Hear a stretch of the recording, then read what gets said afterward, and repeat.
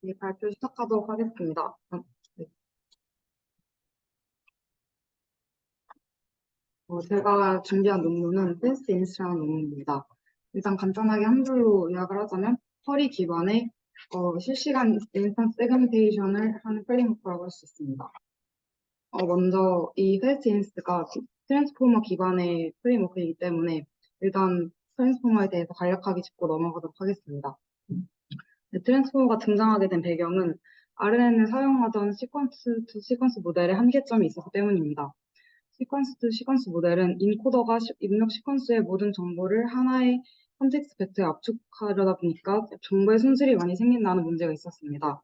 이렇기 때문에 끝으로 갈수록 앞에 정보가 점차 손실이 되는 문제가 있었습니다. 따라서 이를 해결하기 위해서 등장한 것이 어텐션 메커니즘입니다.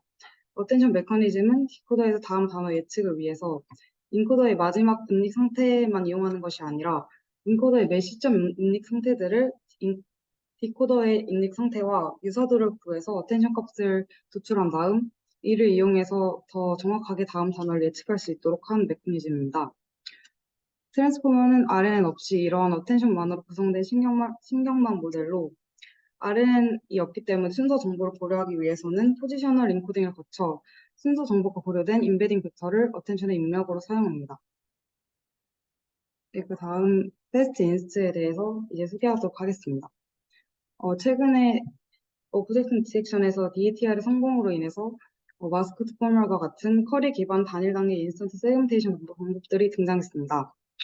이는 컨볼루션 대신에 학습 가능한 쿼리 시퀀스와 결합된 어텐션 메커니즘을 이용해서 객체 클래스와 분할 마스크를 추론합니다. 그리고 백본 위에 픽셀 디코더와 어텐션 트랜스포머 디코더를 추가해서 객체 분할의 작업 흐름을 간소했습니다. 이는 기존 방법의 문제점을 해결하여 NMS 처리와 같은 추가 수작업 구성 노즐을 필요로 하지 않는다는 점이 장점이었습니다. 하지만 이는 아직까지 빠르고 효율적인 인스턴스 분할에서의 우위성은 입증하지 못했습니다. 여전히 이는 컨볼루션 기반 모델이 주도하고 있었습니다. 이때 등장한 것이 패스트 인스트 모델입니다. 패스트 인스트는 빠른 속도와 뛰어난 성능을 지닌 인스턴스 세그멘테이션 프레임워크로 쿼리 기반 모델이 효과적인 인스턴스 세그멘테이션을 수행할 수 있다는 가능성을 보여줍니다. 가장 빠른 패스트 인스트 모델은 53.8 FPS에서 35.6 AP를 달성하였고, 속도와 정확도를 모두 고려하여 도출한 최적의 모델은 32.5 FPS에서 40.5 AP를 달성하였다고 합니다. 오른쪽 피규어를 보시면 다른 인스턴스 세그멘테이션 프레임워크와 비교했을 때 더 뛰어난 성능을 가지고 있음을 확인할 수 있고, 여기 보신 스파이스 인스트보다도 더 뛰어난 성능을 가지고 있음을 확인할 수 있습니다. 패스트 인스트의 구성 요소는 크게 중요한 것은 세 가지로 볼 수 있는데요. 첫 번째로 인스턴스 액티베이션 가이드드 쿼리를 사용한다는 것입니다. 이는 기존의 피처 웹에서 유의미한 픽셀 인베딩을 선택해서 이를 디코더의 초기 쿼리로 사용하는 것입니다. 이렇게 선택된 쿼리는 잠재적인 객체에 대해서 인베드 정보를 풍부하게 포함하고 있기 때문에 트랜스포머 디코더의 반복 업데이트 부담을 줄이게 됩니다. 이 유의미한 픽셀 인베딩을 어떻게 하는지는 이제 뒤에서 따로 설명하도록 하겠습니다. 두 번째로는 듀얼 패스 업데이트 전략입니다. 이는 트랜스포머 디코더에서 쿼리 피처가 픽셀 피처를 번갈아 가면서 업데이트하는 방식이었습니다. 이는 픽셀 피처의 표현 능력을 강화하고 이제 보다 가벼운 픽셀 디코더를 사용할 수 있도록 합니다. 쿼리 피처와 픽셀 피처의 상호작용이 가능하기 때문에 반복적인 업데이트 수렴 속도를 높일 수 있고 디코더 레이어에만 의존하는 것도 줄여줍니다. 세 번째로는 GT 마스크 가이디드 러닝입니다. 이는 표준 마스크 어텐션에서 사용하는 마스크를 디코더의 마지막 레이어에 바이퍼세트 매칭 GT 마스크로 대체하여서 트랜스포머 디코더에 다시 전달해주는 방식이었습니다. 이제 메소드를 살펴보도록 하겠습니다. 먼저 처음에는 백분의 입력 이미지를 공급해서 해상도가 이미지에 8분의 1, 16분의 1, 32분의 1인 3개의 피처 웹을 얻습니다. 이 3개의 피처 웹은 컨볼루션 레이어에 의해서 채널로 투영되고 픽셀 디코더 입력으로 사용됩니다. 이렇게 입력된 피처 웹은 픽셀 디코더에서 더 향상된 멀티스케일 피처 맵으로 출력됩니다. 이후에 트랜스포머 디코더는 변형된 픽셀 특성을 사용하여서 분할 마스크를 생성하기 때문에 이제 컨텍스트를 집계 할 때 필요한 요구사항이 줄어들어서 보다 가벼운 픽셀 디코더 모듈을 사용할 수 있다는 장점이 있었습니다. 디코더가 트랜스포머. 아니, 트랜스포머는 그 뒤에 듀얼 패스 트랜스포머 디코더에서 사용되는 거고, 픽셀 디코더는 그냥, 네, 그 뒤에 나오긴 하는데, PPM FCN 모델을 사용했다고 했습니다. 네, 피라미드 풀링 모델을 사용했습니다.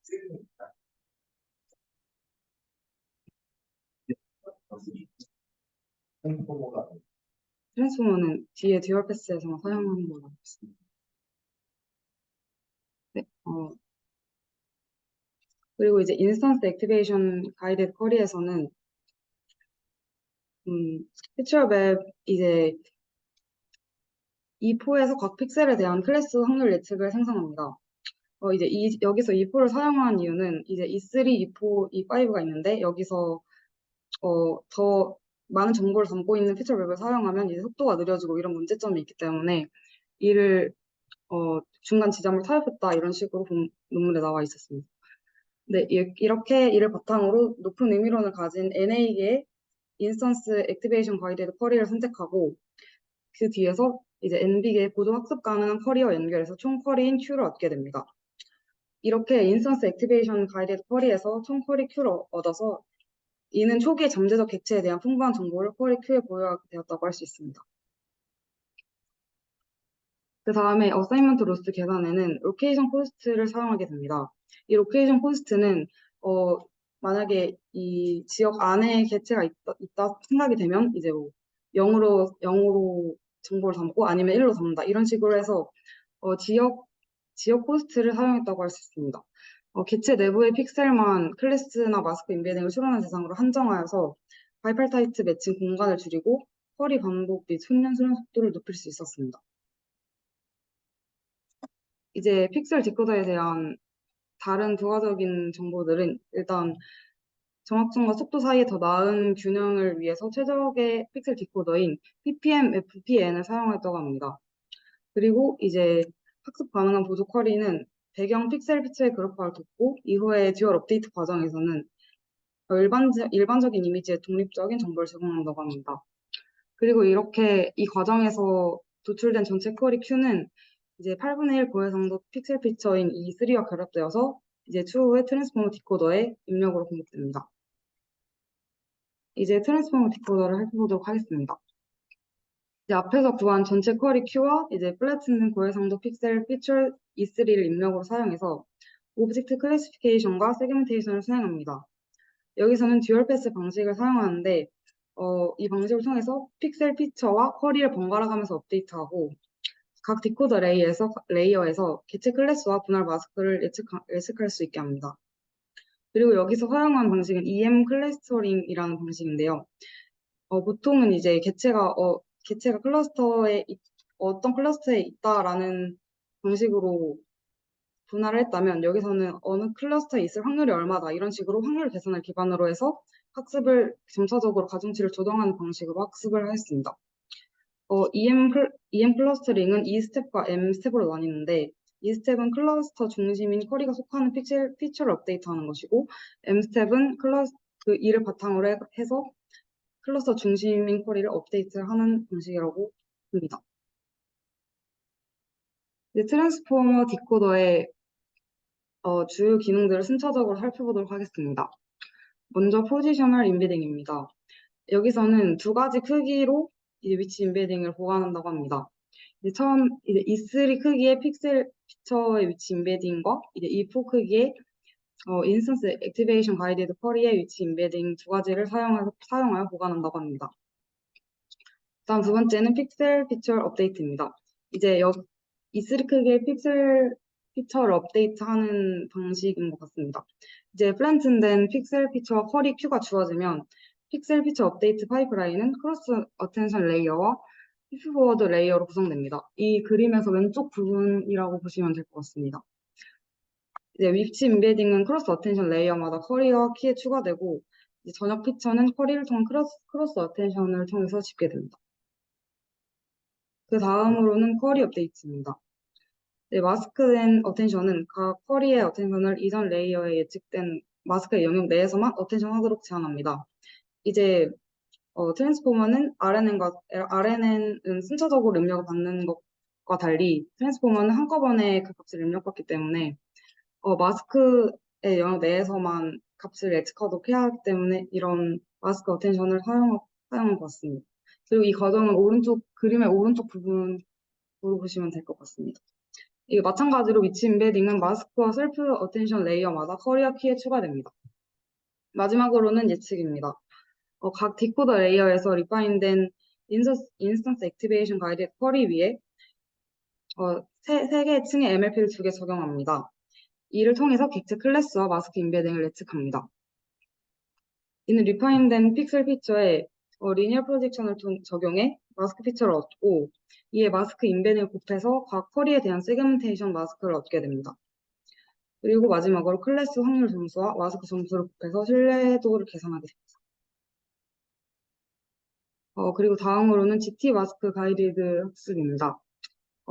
먼저 마지막 레이어에 바이펄타이트 매칭된 GT 마스크를 1번째 레이어의 마스크된 어텐션에서 사용하는 마스크로 대체합니다. 그 다음에 이 어텐션 마스크 그러니까 1번째 마스크를 1번째 레이어의 원본 출력 쿼리와 픽셀 피처와 결합해서 다시 트랜스포머 디코더 레이어의 입력으로 사용합니다. 이 새로운 출력은 이제 픽스드 매칭 값에 대해 지도되며 이는 마지막 레이어의 바이펄타이트 매칭의 결과와 일치한다고 합니다. 이런 방식은 디코더 레이어의 예측의 일관성을 보장하고 훈련 중의 매칭 계산 코스트를 절약해준다는 장점이 있습니다. 이제 로스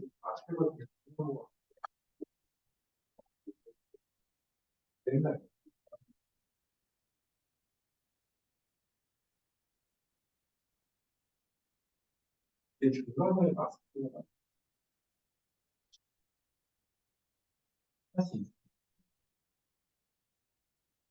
있고 껴가지고 하는 수호가 총 그 마스크 수호 할수 있고 그거를 그 털이랑 이제 정화도 시켜가지고 그리고 다음번에 발빨 테이프 매칭 수호를 반영해가지고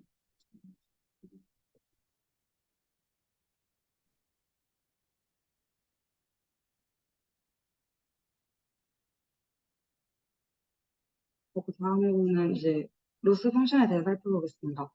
이 패스트 인스의 로스는 인스턴스 액티베이션 로스와 트랜스포머 디코더 프레딕션 로스 그리고 GT 마스크 가이드드 로스 세 개의 합으로 이루어져 있었습니다.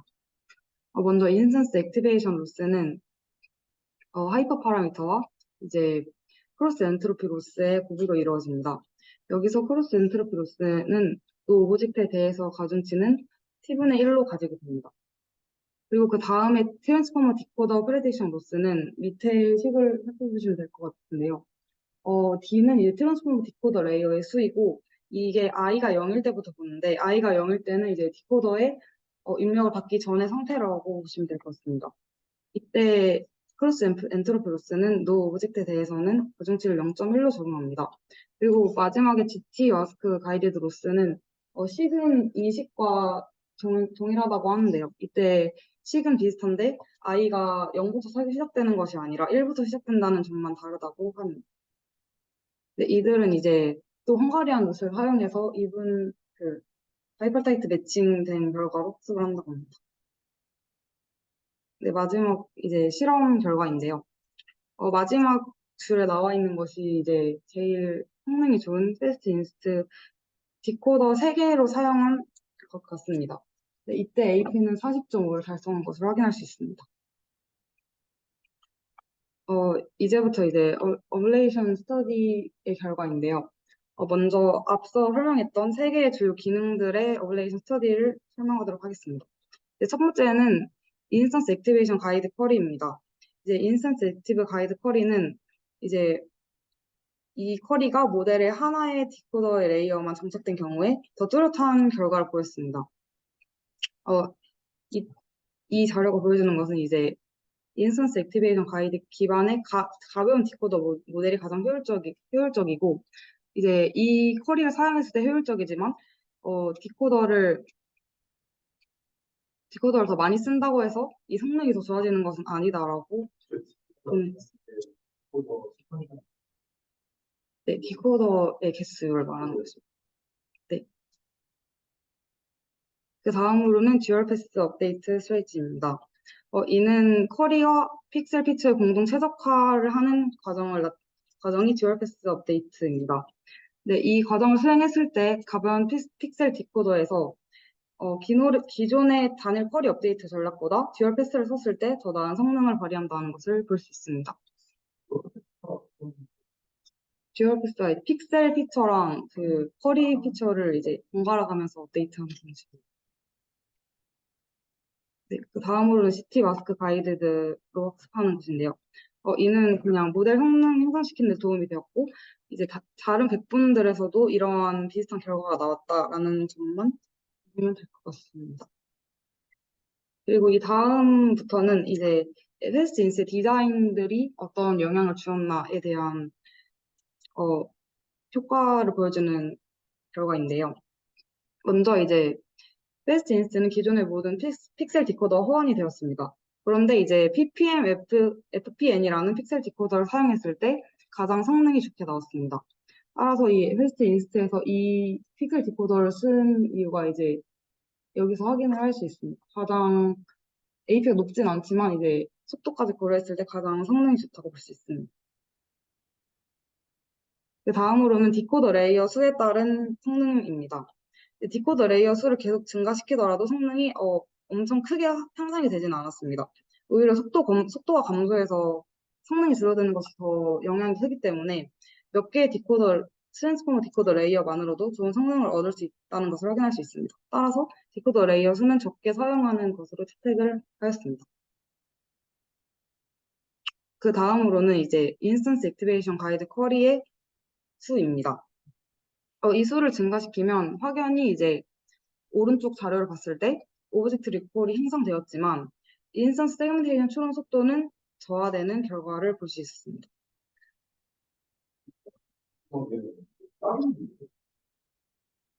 어떤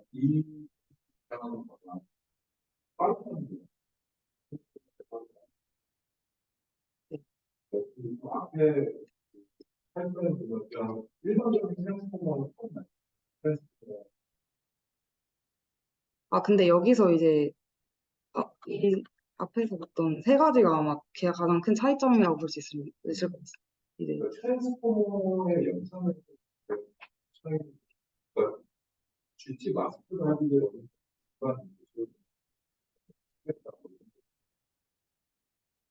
네, 인스턴스 액티베이션 관리를 통해서 커리를 머스겠다는 거예요. 네, 커리 중에 일부는 액티베이션 관리를 거든요. 네. 그렇게 하면 속도가 빨라질 수 있어요. 몇 번을 이게 주요 패스가 제 생각엔 아마 속도 관련된 건 듀얼 패스가 가장 크지 않을까 생각합니다. 이제 쿼리 피처랑 이 픽셀 피처를 번갈아 가면서 하니까 이제 좀 가벼운 픽셀 디코더를 사용할 수 있게 되어서 빨라지지 않은 숫자를 완수하는데 근데 좀 더 가벼운 모델을 사용할 수 있게 되어서 빨라지지 않은 생각입니다. 적당히 완수하고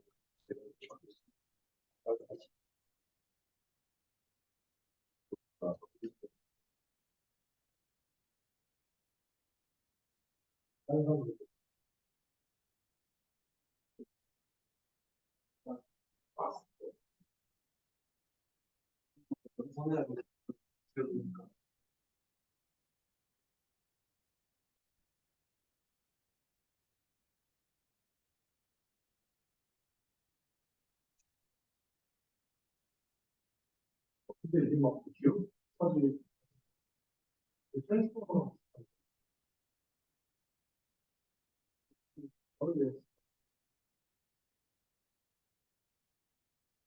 예를 들면 트랜스포머 중에 소리가 이제 밴드의 제곱은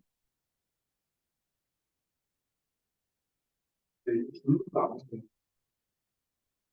NA가 VA가 있는 NA고 뒤에 또 다른 꼴에 픽셀을 비춰 N 그러면은 원래는 NA 플러스 NA 전체 꼴이가 N개랑 N스퀘어가 나오는데 NA 스퀘어가 네, 이제 그 뭐냐 인서스 액트에서 그러니까 IA 그 가이드 쿼리에서는 이제 전체 그 N 중에서 그 거기서 이제 가장 앞에서 네, 그래서 클래스 확률 예측을 해서 가장 높은 의미론을 가진 NA개만 N개 중에서 뽑기 때문에 이 것만 보면 된다고 합니다. 여기서 쟤네들의 나눠서 지금 어떻게 보여주세요? 듀얼 패스에서는 이걸 기반으로 이제 예를 들어서 셀처 쿼리와 IA 쿼리를 음, 그렇진 않은데 예를 들면 그게 셀처에서만 쓸 때 IA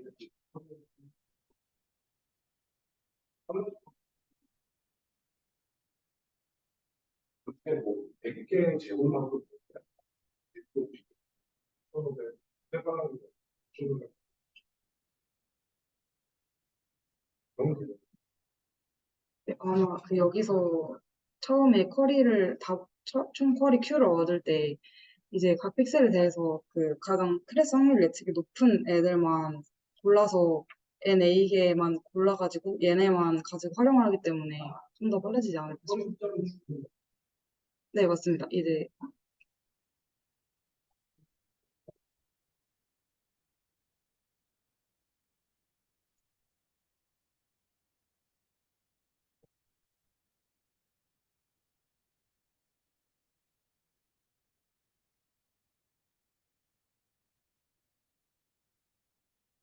네, 그리고 여기서부터 다시 설명을 드리면 네, 대신 모든 쿼리를 이제 인스턴스 액티베이션 가이드 쿼리로 설정하는 대신에 몇 개 학습 가능한 보조 쿼리를 추가하는 것이 향상에 도움이 됐다고 합니다. 여기서 이제 IA 가이드 쿼리가 NA개였고 뒤에 이제 학습 가능한 보조 쿼리가 NB개였다 이렇게 볼 수 있습니다. 그래서 이제 모두 이 쿼리를 IA 가이드로 하는 것보다 NB랑 NA의 적절한 조화를 이루는 것이 더 도움이 되었다고 합니다.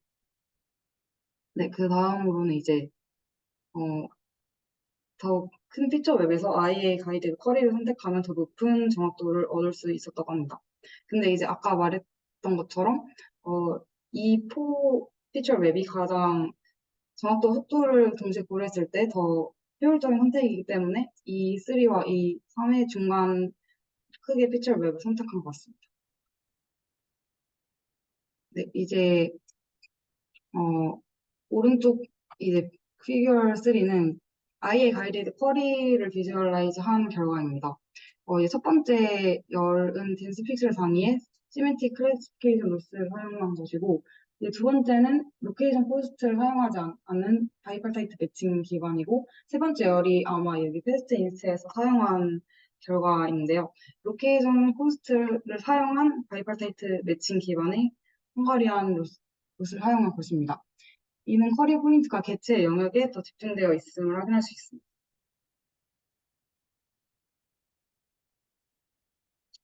네, 이제 마지막으로 이제 포지셔널 인베딩의 결과를 살펴보면 비매개 변수 사인 함수 위치 인베딩 대신에 이제 학습 가능한 위치 인베딩을 사용한 것이 추론 속도를 더 향상시켰다고 합니다.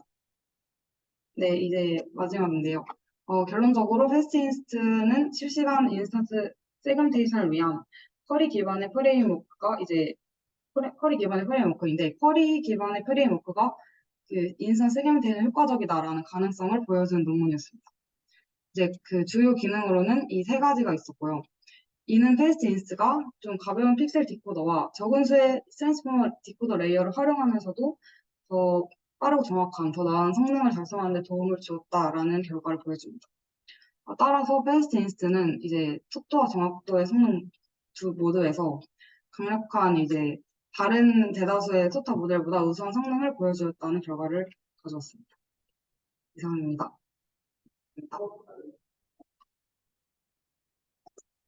30분 시작입니다.